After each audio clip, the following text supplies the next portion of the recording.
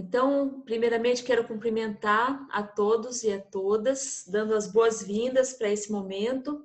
Essa é a parte 2 da aula de epigenética e práticas integrativas. E a gente vai dar continuidade àquilo que nós fizemos, né, na aula passada, né? Então, eu vou compartilhar a tela com vocês. E a gente vai dar uma olhada naquilo que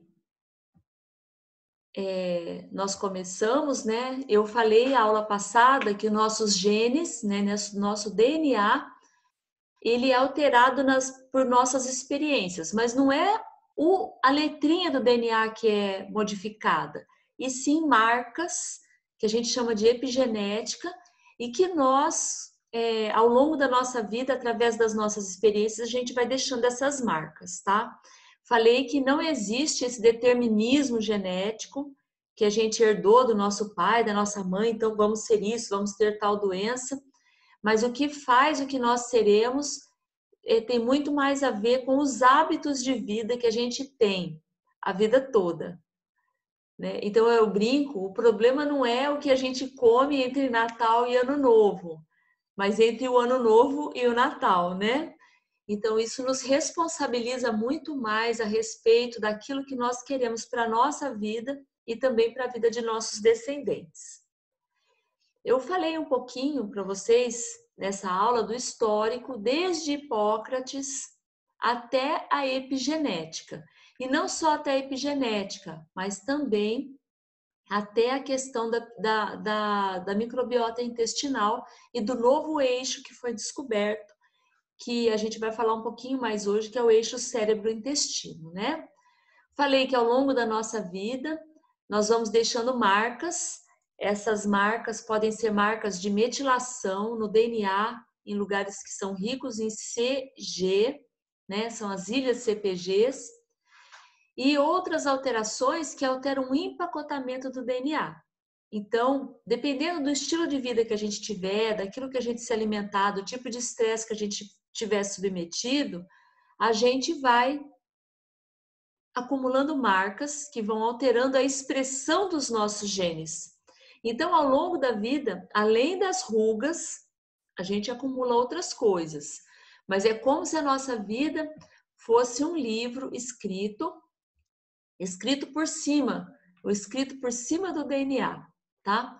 E é o que compõe o nosso epigenoma.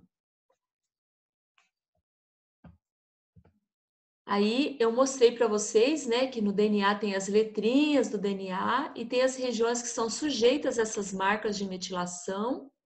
E mostrei que dependendo de onde essas marcas são colocadas, isso pode atrapalhar a expressão dos genes. Então, altera a regulação dos genes. E isso a gente já tinha visto em outros organismos, né? Mostrei em ratos e tudo, mas e no humano? O que acontece? Então a gente vai começar a partir daqui a entender melhor o papel do estresse também nos humanos, tá?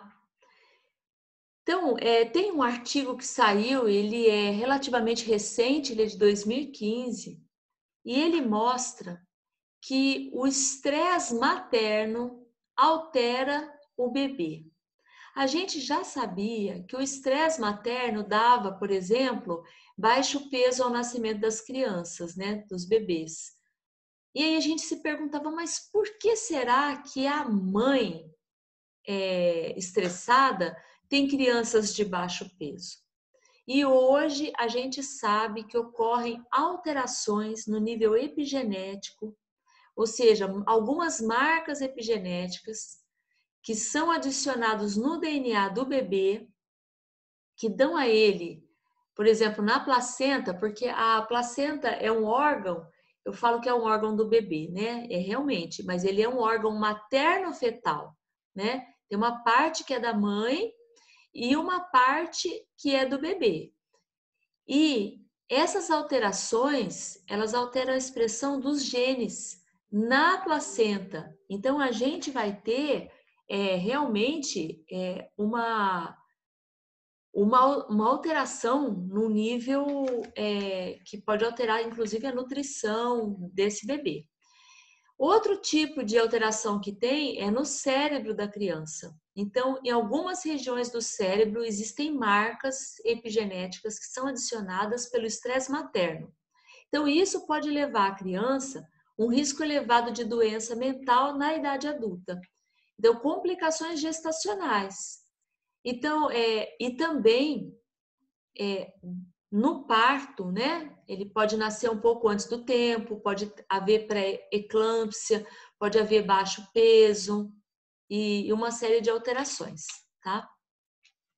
Então, os estudos que fizeram em ratos mostraram que eles induziram, né, estresse materno na mãe rata. E aí, eles fizeram isso para saber quais os tipos de alteração que ocorriam nos filhotinhos, né? Fruto dessa mãe estressada. Então, eles viram que essa rata, ela tinha filhotinhos com esquizofrenia-like, ou seja, um tipo de padrão de comportamento parecido com esquizofrenia, déficit cognitivo, então eles tinham dificuldade de aprendizado, e o comportamento social desses ratinhos ele era alterado, sugerindo doença mental também. E eles tinham uma coisa que a gente conhece muito como hiperatividade, ou transtorno de déficit de atenção e hiperatividade, TDAH, né? Que a gente vê hoje que tem muita criança medicada com isso. Mas eles viram isso nos ratos. Aí eles foram estudar lá no rato mesmo, nos filhotinhos, para ver o que aconteceu.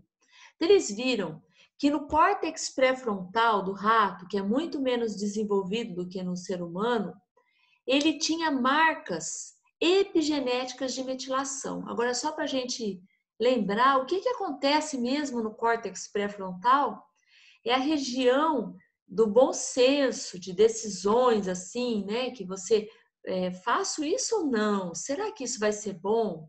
E a gente percebe que algumas pessoas não têm nada disso, né? Então, no rato, que é filho de uma mãe estressada, ele tem essas alterações no nível do córtex pré-frontal.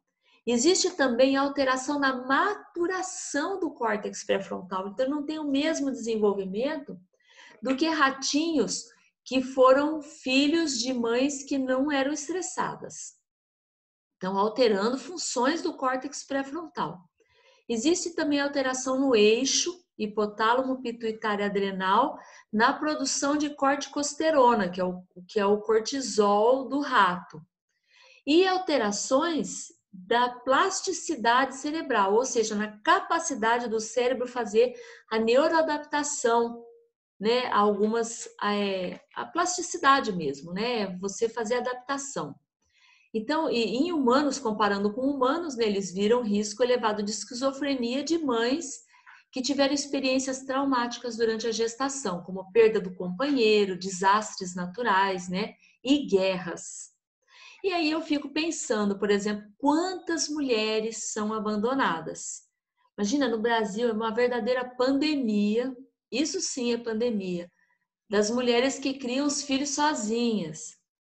Elas criam, grande parte das famílias são compostas por mulheres. Isso às vezes desde a gestação. Quer dizer, imagina o estresse disso tudo, né? É realmente bem ruim. Então, por isso é que a gente volta à seguinte questão: a importância do equilíbrio emocional, da gente fazer práticas que nos tragam a atenção plena, a consciência de quem nós somos realmente, ao nosso papel nesse mundo, né? Nos traga sair do estresse. O estresse é a pior coisa que pode acontecer. Depois de tudo que a gente já viu, né? No começo da outra aula, né? Na parte 1 da aula e agora na parte 2. Então, hoje é muito claro que existe a necessidade da gente introduzir nos sistemas de saúde de maneira mais plena práticas de redução de estresse. Então, tem um artigo, ele é de 2010, ele não é tão novo, né? Ele tem 10 anos, em que eles usaram o cortisol, né, como marcador e implementaram práticas de mindfulness. Mindfulness, para quem não sabe, é uma meditação que é mais ocidentalizada, que ela não é uma meditação budista, né, tradicional, mas ela traz os elementos da meditação tradicional, só que numa linguagem mais para o Ocidente. E isso foi importante, porque muitas pessoas deixavam de fazer meditação por questão religiosa. Então, essa meditação é uma meditação que não tem nada de religião. E aí eles viram o que acontecia com as pessoas que participaram desse programa. Os indivíduos que participaram desse programa, eles eram pessoas que estavam em cuidados paliativos. Quer dizer, pessoas que não tinham mais chance de cura, eram doentes, e que eles estavam em cuidados paliativos, né, que é um cuidado muito importante, que traz muita qualidade de vida para a pessoa. Mas imagina o estresse de você saber que você está em cuidados paliativos e que você não vai sair dessa doença. Ou seja, você pode até morrer de outra coisa, mas muito provavelmente você vai morrer daquela doença. Então, é um câncer que já está disseminado, é uma doença que você vai ter que conviver com ela, né? Esse trabalho foi desenvolvido na Universidade de Massachusetts, nos Estados Unidos. E eles perceberam, através da dosagem do cortisol, que havia uma melhoria do estresse, diminuiu o cortisol nessas pessoas que faziam essas práticas de atenção plena. Então, o que eles implementaram nesse hospital? Eles implementaram escuta acolhedora e empática, né? Eu acho uma graça quando eu ouço isso, porque imagina você implementar, orientar todos os profissionais envolvidos no tratamento daquelas pessoas, que todo mundo deveria olhar para o paciente na hora que estava conversando com ele. Escuta acolhedora e empática, né? Parece brincadeira, mas é uma coisa importantíssima e as pessoas não fazem. Tá todo mundo muito acelerado, então não olha no olho das pessoas. Promoção da consciência do momento presente, ou seja, não vamos viver nem no passado, nem no futuro. Não vamos pensar que amanhã eu vou morrer daquela doença, que é crônica e que estou em cuidados paliativos, mas vamos pensar no hoje. E como é que eu estou hoje? Eu estou com dor? Não, eu estou tomando remédio, tá tudo bem. Eu estou vivo? Estou vivo. Então vamos viver, né? Essa é a ideia. Aceitação da condição atual sem julgamentos, evitando a culpa. Porque muitas pessoas, na hora que estão doentes, elas se sentem culpabilizadas porque algumas das vezes provocaram a própria doença. Então imagina um indivíduo que fumou e bebeu a vida inteira, ele foi um alcoólatra, né, um etilista inveterado, e aí a mulher largou dele, os filhos não querem nem saber dele, aí ele desenvolve um câncer, aí ele cai em si, que ele está sozinho e que ele perdeu a família, então isso é muito difícil. Então, mas a culpa, ela só aumenta o estresse do indivíduo e atrapalha, inclusive, a condição de saúde. Então, esse trabalho que eles fizeram lá na universidade, no Hospital de Massachusetts, foi para a pessoa aceitar a condição atual sem julgamento, sem culpas. E práticas de meditação e exercícios respiratórios. Então, isso eles viram que realmente funciona. Excelente. Funcionou para as pessoas, né? Tem um outro artigo bem interessante que ele fala do impacto do estresse na formação do câncer metastático, né, na metástase tumoral. Então, eles falam, será que quem tem câncer e é estressado desenvolve mais metástase? Essa era a pergunta. Então, é claro que a gente já sabe a resposta, né? Com certeza sim.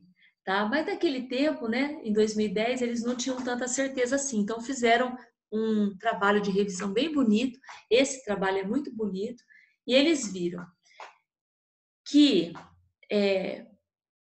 A metástase do tumor, né, para acontecer a metástase, isso depende de uma série de sinais e interações que acontecem dentro do tumor. A gente fala que dentro do tumor tem um microambiente, ou seja, um ambiente que é especial só do tumor. O que acontece lá dentro do tumor? Lá dentro do tumor tem fatores de crescimento, que ajudam o tumor a crescer, tem inflamação, bastante inflamação, que também ajudam o tumor a crescer. Os linfócitos que estão lá dentro, que são as células de defesa do corpo, não estão defendendo o corpo contra o tumor, por isso que o tumor está crescendo. Então, tem uma linguagem lá dentro que é única do tumor.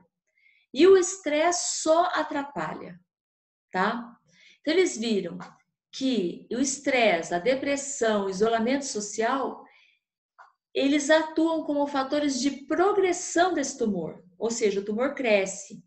E quando a pessoa tem suporte social, ela é amparada durante o tratamento de câncer, ela tem uma maior sobrevida, pelo menos em câncer de mama. Mulheres que são abandonadas durante o tratamento de câncer de mama respondem muito, muito mal. Então, o que mais que a gente tem desses estudos, né? Existem estudos com animais que eles provocam estresse nos animais. Por exemplo, pega um ratinho, prende dentro de um tubinho, então ele não consegue se mexer lá dentro. E ele fica horas ali, 4 horas ali, 6 horas. Com 4 horas ele está no pico do estresse, né? Ou seja, produzindo um monte de corticosterona, né? Que é o cortisol do rato. Bota o ratinho para nadar sem parar, ele acha que ele está morrendo afogado, porque é tudo de vidro em volta, ele não consegue um aparato para ele subir. Ele fica muito estressado. Ou coloca ele numa condição de frio extremo. Bota ele lá no congelador, dentro de uma gaiolinha e deixa ele um tempo lá. E ele fica estressado. Ou, principalmente com as fêmeas, eles isolam. E ela não tem contato com outros indivíduos. Então isso estressa. Tudo isso provoca estresse. Então, o que acontece quando esses animais têm estresse? Aumenta o cortisol, quer dizer, a corticosterona no caso deles.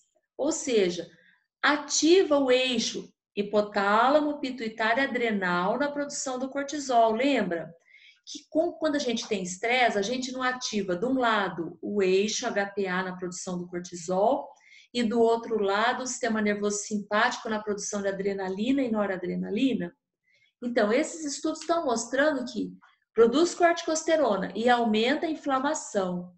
Interleucina 6, ela é pró-inflamatória. Então, é ruim, né? Porque a inflamação ajuda no crescimento do tumor. Outra coisa que eles viram é que em ratos que foram induzidos ao câncer e depois tratados com ciclofosfamida, que é um quimioterápico, houve redução dos efeitos naqueles indivíduos que passavam por estresse. Eles viram também que nas ratas injetadas com câncer de mama, elas desenvolviam metástase no pulmão, quando eram submetidas a condições estressantes. Além disso, eles viram que o próprio sistema imune não funcionava tão bem. O sistema imunológico estava suprimido. Então, houve supressão de atividades de células natural killer e formação de metástase. E eles acreditavam que era pela via adrenérgica. Pela via adrenérgica. Ou seja, a via que recebe neurotransmissores como adrenalina, noradrenalina, né? Adrenalina principalmente aqui. E o isolamento social em fêmeas levava à desregulação do receptor do cortisol. Então, várias coisas aconteciam.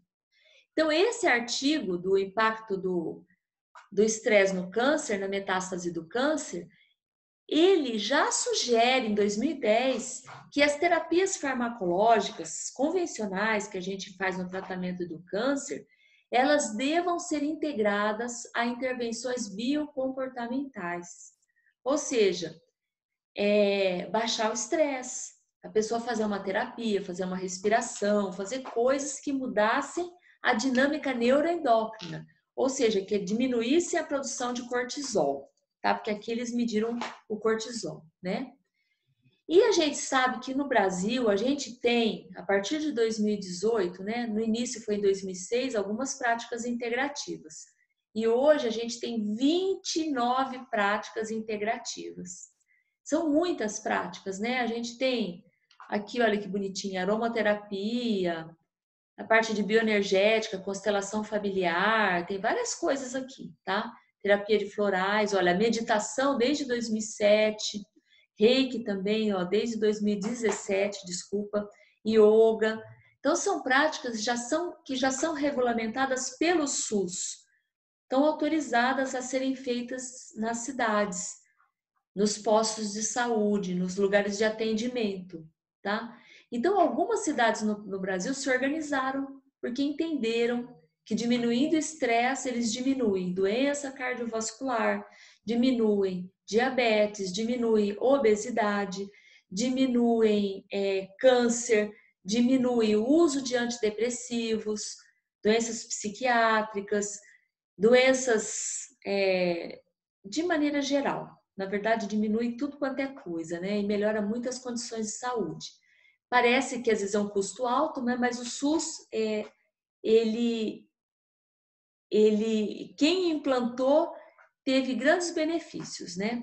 Então, vou falar um pouquinho dessas práticas e o que se tem delas em relação a benefícios à saúde e outras coisas. Então, eu peguei um artigo muito bom, uma revisão de 2017, falando que essa medicina integrativa não é alternativa, viu, gente? É integrativa. Ou seja, você não deixa de fazer o tratamento convencional.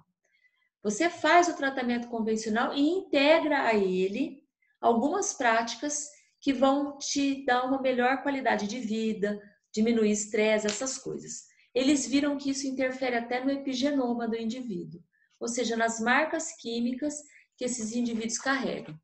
Então, esse artigo ele fala de várias práticas, ele vai desde a aromaterapia, acupuntura, tai chi chuan, essas práticas bioenergéticas, né, de posição de mãos, reiki, yoga, massagem, quiropraxia, até hipnose, tudo, meditação, né, várias coisas eles observaram. E também algumas práticas antigas, como herbalismo, uso de chás, de ervas, que é muito antigo, suplementação vitamínica, homeopatia, naturopatia e ayurveda, que são medicinas tradicionais, né? E eles perceberam que existe um mecanismo básico nessas terapias. E esse mecanismo é redução dos processos inflamatórios. Então, o principal alvo dessas práticas é silenciamento epigenético ou na expressão gênica de fatores pró-inflamatórios. O principal deles é o NF-κB, que eles viram. Mas tem também COX-2 e outros, tá? Mas o principal alvo é o NF-κB. Só para lembrar, o NF-κB ele interage com o cortisol. Quando o cortisol está regulado, NF-κB está preso. Quando o cortisol está desregulado ou no estresse crônico, o cortisol solta, né? O NF-κB fica solto. E aí ele vai agir como fator de transcrição para provocar inflamação. Então, dá inflamação crônica. Lembrando que a inflamação é um dos maiores fatores de risco para adoecimento. Tudo quanto é doença está relacionada com inflamação.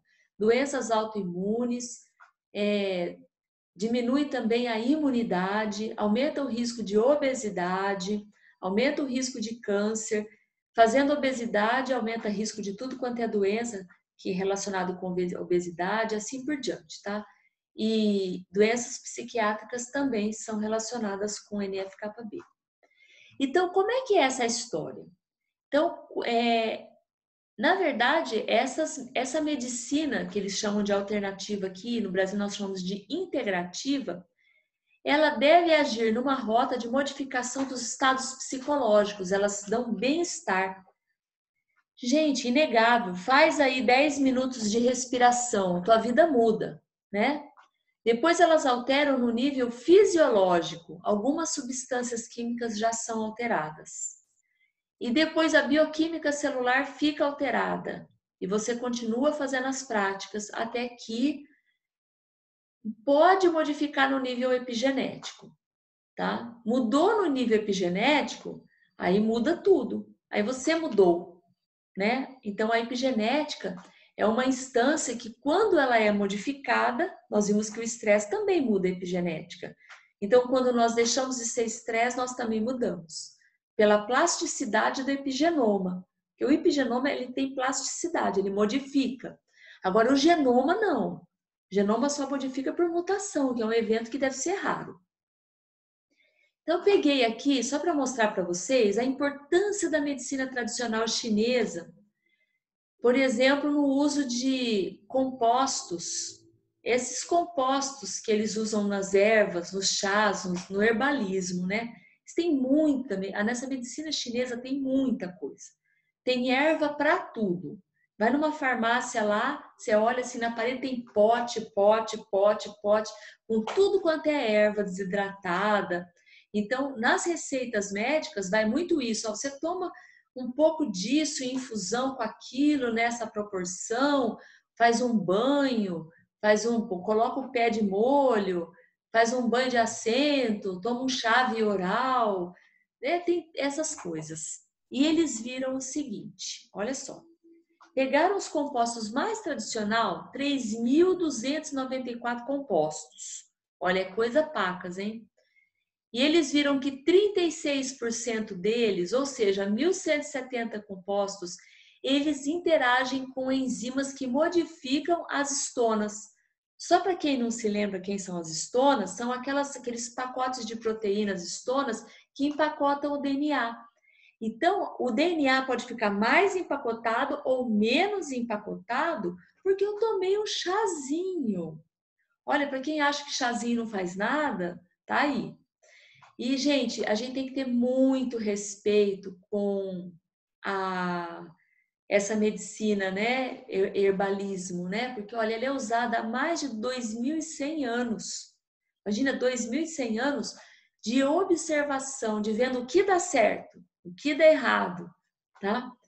E é bonito porque essas plantas não são compostos únicos. Eles têm um pacote de coisas. Por exemplo, eu vou fazer um chá de folha de goiaba. Não vai ter um composto ali, vai ter um monte. Vai ter, sei lá, polifenóis, isotiocianatos, saponinas, terpenoides, várias substâncias que são diferentes, que agem em várias vias de sinalização celular diferentes, com ação no corpo diferente de um comprimido que eu vou tomar e que tem uma substância lá dentro, né? Que tem um alvo único e com efeito colateral, tá? Então, por isso que esse herbalismo, ele é tão respeitado, tá? É muito bonito ele, vale a pena ler. E a meditação, gente, é o que a gente mais conhece. É o que a gente mais sabe. Tem muito artigo de meditação, tá? Para a gente ter uma ideia do benefício que é fazer meditação, da maravilha que é meditação, lembrando que a meditação está dentro das práticas integrativas, tá? Em vários momentos ali, porque quando você faz, por exemplo, yoga, tem partes da yoga que são meditação. Quando você faz práticas corporais chinesas, tem práticas que são meditativas, mesmo sendo físicas, né? Então, ela modifica 1.000 genes, a expressão de 1.000 genes. Quer dizer, eu tenho mais ou menos 25.000 genes no meu DNA. A expressão de 25.000 eu vou alterar. De 1.000 eu altero dos 25.000, quer dizer que é muita coisa. Outra coisa, na pontinha dos cromossomos tem os telômeros, que falam a idade celular do indivíduo, né? Quantos anos ele tem celular. Porque a cada divisão celular perde uma pontinha. Então, a tendência é o telômero diminuir. Se eu faço meditação, o tamanho do telômero se mantém maior, mostrando que é uma forma de eu ficar mais jovem. Outra coisa, A meditação, ela diminui tudo quanto é doença do estilo de vida. Então, quais são essas doenças do estilo de vida? A primeira é a obesidade, né? Com ela vem tudo: diabetes, câncer, hipertensão, doença cardiovascular de um modo geral, né? Outra coisa, quem faz meditação diminui inflamação. Pronto, agora acabou o mundo, né? Porque a inflamação é o maior fator de risco para a doença. Tudo quanto é doença envolve inflamação, né? Artrite reumatoide, doenças autoimunes, psoríase, né? Tudo quanto é coisa, lúpus, doença cardiovascular, tudo quanto é doença. E além disso, o indivíduo melhora os estados positivos da mente, né? Então, tem vários artigos sobre meditação e a gente fica. Esse é de 2019, é uma revisão muito bonita, bem escrita, e fala todos os benefícios, inclusive quais são os genes que são alterados com a meditação, o papel da epigenética. Muito, muito interessante mesmo. Quer dizer, que isso está se confirmando cada vez mais. Em 2017 também saiu um estudo muito bom sobre os efeitos do estresse e da meditação no sistema imune, na microbiota e na epigenética. Tá? Então, esse daqui junta tudo. Esse é o cara que junta tudo, né? Olha só. Então, ele faz um resumo dizendo que o indivíduo, quando tem estresse crônico, ele tem cortisol aumentado, adrenalina, noradrenalina, tá? E isso dá a ele uma resposta de luta e fuga. Então, ele fica sempre com a bala na agulha, pronto uma reação. É aquele cara que sempre está assim, com a bala na agulha, alguém fala uma coisa, ele já está respondendo rápido, né? Ele tem resposta assim de estresse mesmo. Então, a gente sabe que quando a gente libera corticotrofina, né, que é o cortisol, e catecolaminas, como adrenalina, noradrenalina, até dopamina, mas aqui nesse caso é mais adrenalina e noradrenalina, eu altero a microbiota do meu intestino.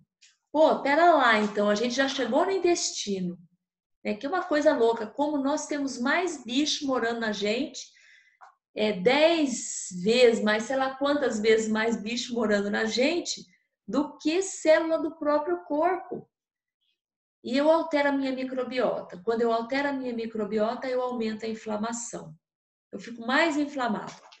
E quando eu não tenho estresse, a minha microbiota saudável, ela produz ácidos graxos de cadeia curta que vão fazer um efeito anti-inflamatório e antitumoral.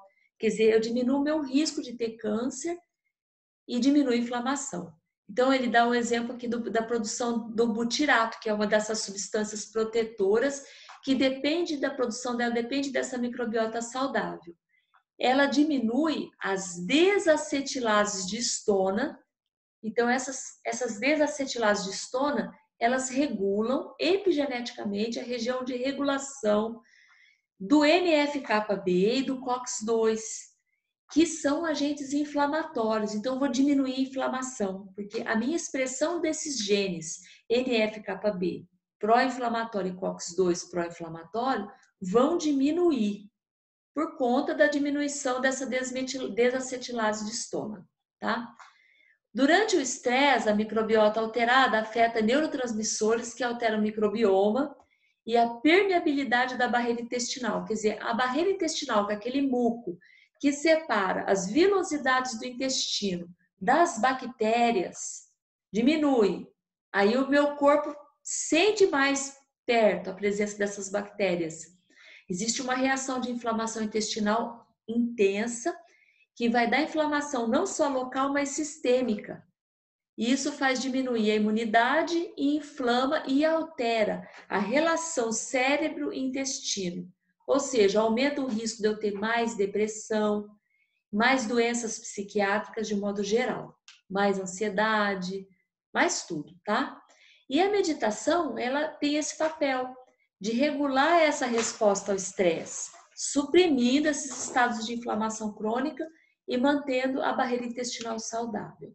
Então, é muito importante. Tem um artigo que é lindo, eu sempre falo dele, que diz que pessoas que são resilientes, elas têm melhor imunidade. E tem um quadro dentro desse artigo esse é um artigo de 2018, de resiliência e imunidade, que ele fala que o problema não é o evento estressante em si, mas a forma como eu enxergo esse evento. Então, se o evento for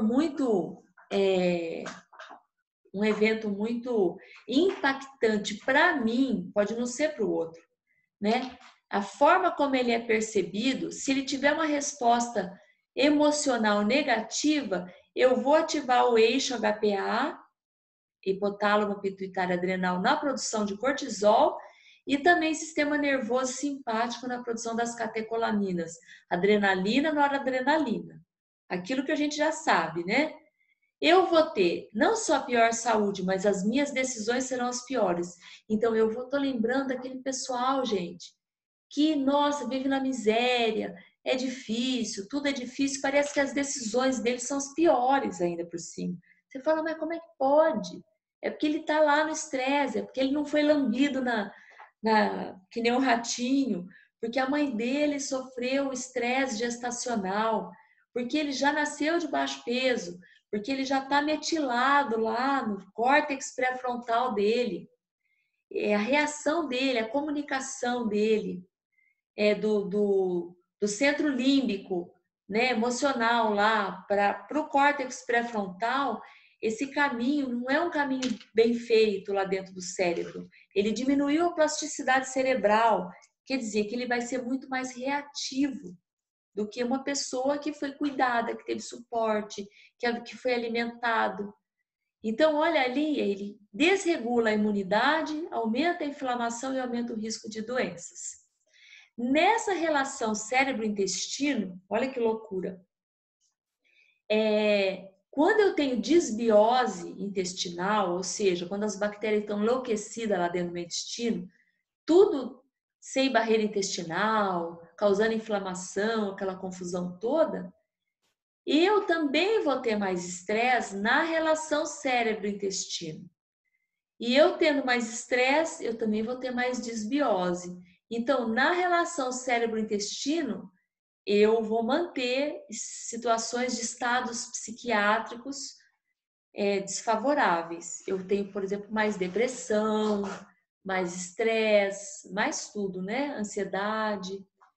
E as bactérias do meu intestino, quando eu sou saudável, ela tem uma diversidade maior do que quem é uma pessoa com depressão. A variedade de bactérias é menor. Então, eu quero fazer uma reflexão com vocês, que é a reflexão das possibilidades daquele indivíduo. Porque o indivíduo já não foi lambido, mal alimentado, tudo para ele vai ser pior. Então, até que ponto que a gente escolhe, eu vou ser resiliente, eu vou aceitar a vida como ela é, né?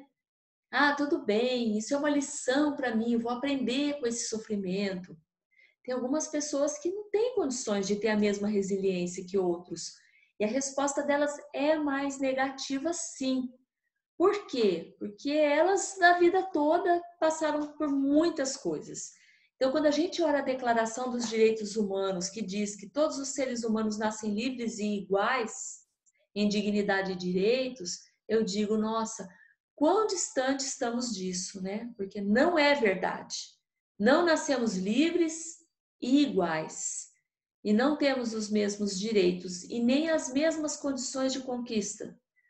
Quando se fala em meritocracia, eu falo, puxa, a pessoa que fala de meritocracia não conhece nada disso que a gente está conversando aqui, né? Olha, gente, é tão grande a quantidade de estudo, esse estudo é de mindfulness também, tem muitos estudos dessa meditação, né? Fala que a pessoa que faz mindfulness, ela aumenta a substância cinzenta nas áreas de síntese de neurotransmissores importantes, como norepinefrina, serotonina, que são responsáveis pela modulação do humor e do bem-estar psicológico.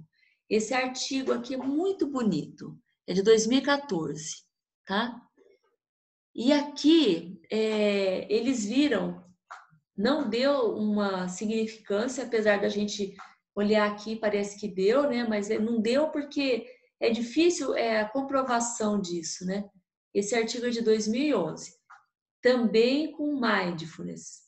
Eles pegaram controles que não faziam mindfulness e indivíduos que faziam e viram que tinha uma diferença na espessura, tá, do hipocampo nesses indivíduos.